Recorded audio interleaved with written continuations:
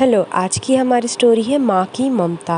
रहमतपुर गांव में राजू नाम का एक लड़का रहता था। राजू के जन्म के कुछ दिन बाद ही बीमारी के कारण उसके पिता की मृत्यु हो गई।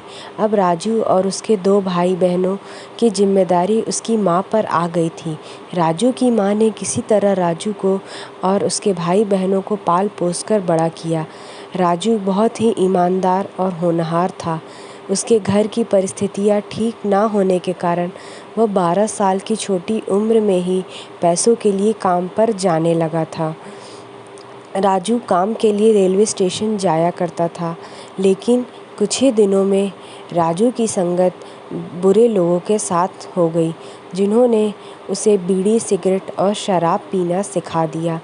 अब राजू पूरे दिन जो भी पैसा कमाता, उसे अपने दोस्तों के साथ नशीले पदार्थों तथा धूम्रपान पर खर्च कर डालता था। राजू घर पर पैसा देना बंद कर चुका था, जिसके कारण उसके घर में परेशानियां बढ़ने लगी थीं। एक दिन राजू रेलवे स्टेशन पर काम न मिलने पर किसी यात्री का बैग चोरी कर घर भाग आया। घर पर उसने देखा कि उस बैग में कुछ पैसे थे। राजू के हाथ में बैग देख माँ पूछा, यह बैग किसका है और कहाँ से लाए हो? राजू ने पूरी घटना अपनी माँ को बता दी। राजू की माँ ने उसे दोबारा ऐसा करने से मना करते हुए कहा, अगर दोबारा तुमने फिर से चोरी की तो मैं तुम्हें घर से बाहर निकाल दूंगी। एक दिन फिर से राजू ने एक बैग चोरी करके भागा और वो पुलिस के हाथों पकड़ा गया। पुलिस ने राजू की अच्छे से पिटाई की। राजू पुलिस से ज़िंदगी में कभी चोरी नहीं करने का वादा करके घर जा रहा था। बीच रास्ते में उसकी मुलाकात एक महात्मा से होती है, जो कि कहीं प्रवचन करके वापस अपने घर को जा रहे थे। महात्मा ने राजू को रोते हुए देख पूछा, बेटा तुम क्यों रो रहे हो? राजू ने सारी घटना उस महात्मा से बताई।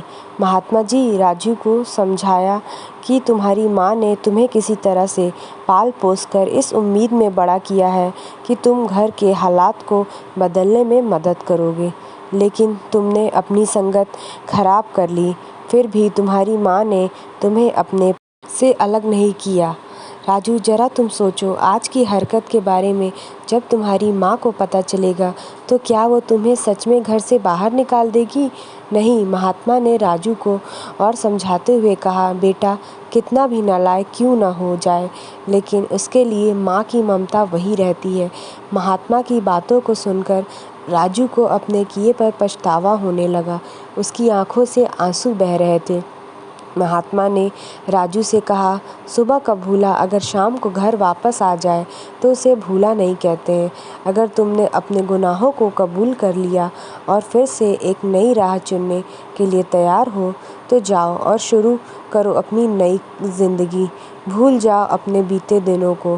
राजू घर पहुंचकर अपनी माँ के चरणों में गिर गया और सारी घटना को सुनाया। उसकी माँ उसके सिर पर अपना हाथ फेरती हुए बोली, बेटा अगर तुम अपने आप को बदलने के लिए तैयार हो तो तुम्हारी गलती माफ़ की जा सकती है।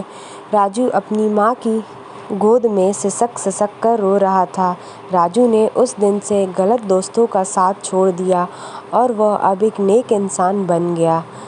कहानी से सीख मिलती है कि माँ की ममता कभी कम